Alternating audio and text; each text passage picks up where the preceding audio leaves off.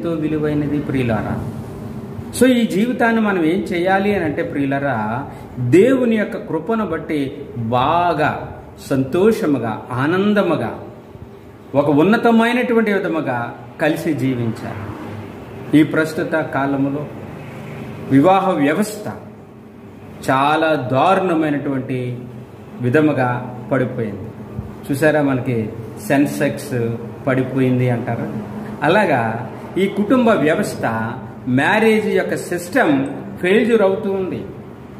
ఎందుకు అని మనం ఒక్కసారి ఆలోచన చేస్తే ప్రియులారా, దీంట్లో ఒక భయంకరమైన భూతం వచ్చి పడ్డది. ఏంటి ఆ భూతము అని మనం ఆలోచిస్తే, ఏంటి ఆ భూతము అని మనం ఒకసారి ప్రయత్నం చేసి లోతుగా అధ్యయనం చేసినట్లయితే, ప్రియమైన నా దేవుని బిడ్డలారా, గర్వము అనేటువంటిది బయటకు వచ్చింది. నాకేంటి అనేటువంటిది బయటకు వచ్చింది.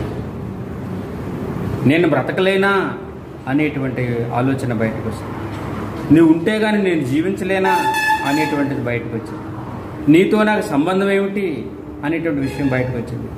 రకరకాలైనటువంటి విషయాలు అన్నీ కూడా ఈ మనసులో నుంచి బయటకు వచ్చి ఒక నూతనమైనటువంటి జీవితాన్ని కలుపుకోనే పరిస్థితుల్లో ఒక భూతం బయటకు వచ్చి ఇలా మాట్లాడటం వల్ల కలిసి ఉండే బదులు విడిపోయి జీవించేటట్లుగా పతనమైపోయిందనమాట. నా ప్రియ దేవుని బిడ్డలారా, నీ జీవితం ఎంతో విలువైంది దేవునికి. నీ జీవితం ఎంతో అవసరము దేవునికి. అందుకనే అనాథులో దేవుడైన యెహోవా ఆదామును అవ్వను మీరు ఫలించండి, అభివృద్ధి పొందండి, భూమిని నిండించండి, విస్తరింపచేయండి అని చెప్పాడు. కానీ ప్రస్తుత టెక్నాలజీ ఎక్కువైపోయి నాకు నేనుగా ఉంటాను, నాకు నేనుగా బ్రతుకుతాను, నీ అవసరం నాకు లేదు అని ఆడావిడ, నీ అవసరం నాకు లేదని మగోడు లేదా యవనస్తుడు ఎవరు మాట్లాడుతూ ఉన్నారండి. ఇది చాలా తప్పుడు విషయం, తప్పుడు యొక్క ఆలోచన. దయచేసి యవనస్తులకు నేను చెప్పేది, నూతనముగా జతపడుతున్నటువంటి యవనస్తులకు, యవనరాండ్రులకు నేను చెప్తున్న మాట ఏంటంటే, కలిసి ఉంటేనేటండి చాలా బాగుంటుంది. కలిసి ఉంటే ఏంటో తెలుసా, ఒకరు పడిపోతే ఇంకొకరు లేపుతారు, ఒకరు కష్టం వస్తే ఇంకొకరు ఆదుకుంటారు, ఒకరికి ఇబ్బందుల్లో ఉన్నట్లయితే ఇంకొకరు వచ్చి మరి నేనున్నాను నీకేమీ భయం లేదు అంటారు. ఇలా ఒకరికి ఒకరు చేతుడు వాదడుగా ఉంటారండి. అందుకేనండి జీవితము కలిసి ఉండాలి, కుటుంబము కలిసి ఉండాలి. ప్రియులారా, ప్రస్తుత పరిస్థితులు మనం ఒకసారి ఆలోచన చేస్తే, ఇలాగ పెళ్ళయిన వెంటనే ఆ మరుసటి వారమో ఆ మరుసటి నెలలోనో తర్వాత వేరే కాపురాలు పెట్టేస్తున్నారు. కనీసము అత్తగారింట్లో ఒక వారం రోజులు ఉండడం కష్టమైపోతుంది. తప్పు ఎవరిదైనది మనకు అనవసరం అండి. కలిసి ఉండలేకపోతున్నారు. పెళ్ళైన తరువాత భర్తతో భార్య కలిసి ఉండడము చాలా ఇబ్బంది అవుతుంది. భర్త మాట భార్య వింటలేదు, భార్య మాట భర్త వినట్లేదు. ఒకరినొకరు గౌరవించుకునే ఆ యొక్క పరిస్థితులే పాడైపోయాయి. కుటుంబము దీవించబడాలి, ఆశీర్వదింపబడాలి అని దేవుడు అని అనుకున్నట్లయితే, మనుషులు అనేటువంటి మనవాళ్ళు ఏమనుకుంటున్నారంటే, నేను ఎలాగైనా జీవించగలను. చాలా తప్పండి. ఒకరికి జ్వరం వచ్చిందనుకోండి, భార్యకి భర్తకి ఇద్దరు ఎవరికి ఒకరికి జ్వరం వచ్చిందనుకోండి, ఆ ఒకరు జ్వరంతో పడిపోయినటువంటి వారు మళ్ళీ వాళ్ళు లేచి కూలుకొని వెళ్ళి మళ్ళీ నడవటానికి ఎంత టైం పడుతుందండి? కనీసం ఒక 2-3 రోజులు పడుతుంది. ఒక్కొక్కసారి వారం పడుతుంది, ఒక్కొక్కసారి నెల పట్టచ్చు, చెప్పలేము ఆ వచ్చినటువంటి ఫీవర్ని బట్టి. ఒక్కరితే వెళ్ళిపోయి వైద్యం చేయించుకోలేదు, ఒక్కరితే వెళ్ళి ఒక వేడి నీళ్ళు కాచుకొని తాగలేదు, ఒక్కరితే ట్యాబ్లెట్లు వేసుకోలేదు. ప్రియులారా, ఏమీ చేయలేము ఒక్కరిగా ఉంటే. భర్త సహాయం కావాలి, భర్త ధైర్యం కావాలి, భర్త సహాయము మనకు ఎంతైనా అవసరం. నా యవన కుమార్తెలారా, నా యవన బిడ్డలారా, నేను చెప్తున్న మాట, భర్త కూడా అదే చెప్తున్నాను. భర్త కూడా ఏదైనా మరి ఇబ్బంది అయిందనుకోండి, ఆ ఇబ్బంది అయిన పరిస్థితుల్లో భార్య సహాయం నీకు ఎంత అవసరం. భార్య లేకపోతే నువ్వు ఒక అడుగు వేయడం కష్టమైపోతుంది. ఎందుకనగా నీకు తిండి దగ్గర నుంచి పడుకునేటువంటి ఆ యొక్క పక్క వరకు కూడా అన్నీ కూడా సిద్ధం చేసి నీకు అమర్చి పెడుతుంది. ఆ బిడ్డని నువ్వు ఎంత బాగా చూసుకోవాలి సోదరుడా, సులభంగా నువ్వు చూడదు.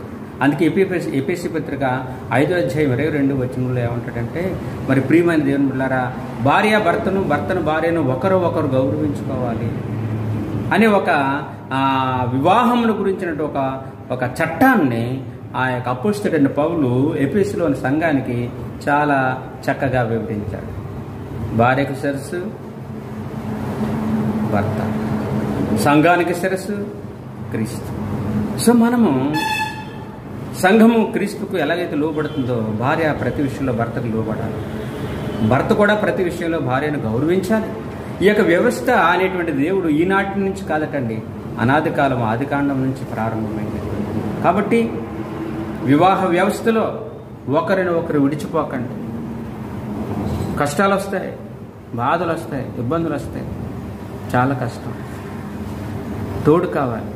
కుటుంబంలో అక్క, తమ్ముడు, చెల్లి, అమ్మ, తండ్రి, భార్య, భర్తలు వీళ్ళందరూ కూడా కలిసి ఉంటేనే కుటుంబము.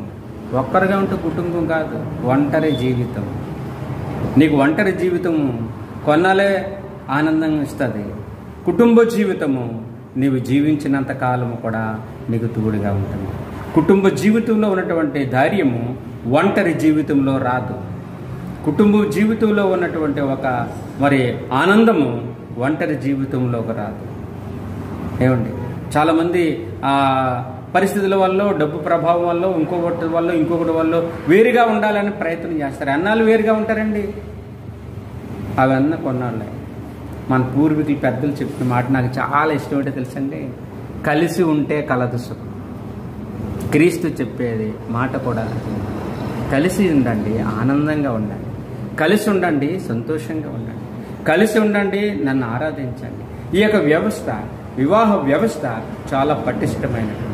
తప్పులు చేయడానికి ఆస్కారం ఉండదు, పాపం చేయడానికి ఆస్కారం ఉండదు, ఎవరినన్నా దూషించడానికి ఆస్కారం ఉండదు. ఎందుకంటే ఒక మంచి జీవితాన్ని మనం జీవించాలి.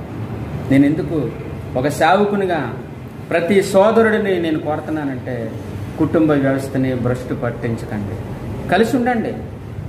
నేను అనుభవంతో చెప్తా ఉన్నాను, కుటుంబంలో చిన్న చిన్న గొడవలు వస్తాయి. డబ్బు లేకపోవడం వల్ల గొడవ వస్తుంది, పని చేయలేకపోయి గొడవ వస్తుంది, ఏదో ఒక వస్తువు కొనలేదోనో గొడవ వస్తుంది, లేదా ఉప్పు ఎక్కువ వేసేదానో గొడవ వస్తుంది, ఉప్పు లేదోనో గొడవ వస్తుంది, లేదా కూరగాయలు లేవని గొడవ వస్తుంది, లేదా బట్టలు తీయలేదని గొడవ వస్తుంది, లేదా అత్త మామ ఇవేదంటున్నారని గొడవ వస్తుంది, లేదా కోడలు మరి కొడుకు చూడలేదని గొడవ వస్తుంది. ఇలాంటి రకరకాలు అన్నీ కూడా కుటుంబంలో వస్తూ ఉంటుంటాయి. అవి క్వైట్ న్యాచురల్.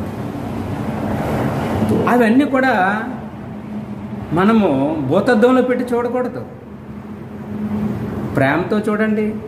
అవి ఒక నిమిషము, ఒక సెకండ్, ఒక గడియ, పర్వాలేదులే మా భర్తే కదా నన్ను అన్నాడు అని సర్దుకోవాలి. నా భార్య కదా ఓ మాట అంది, పర్వాలేదులే అని సర్దుకోవాలి. నా కూతురే కదా నన్ను అన్నది అని తల్లి అనుకోవాలా, నా కోడలే కదా నన్ను అన్నది అని అత్త అనుకోవాలా, నా అత్తగారే కదా నన్ను మాట అన్నది తల్లి లాంటిదే అని కోడలు అనుకోవాలా. ఇలాంటి తగ్గింపు మనస్తత్వ మాటలు ఎప్పుడైతే మన కుటుంబంలో వస్తాయో అప్పుడే నీ పరిస్థితి బాగుంటాయి. కూతురైనా, కొడుకైనా, అల్లుడైనా, కోడలైనా, ఎప్పుడైతే ఈ స్వభావం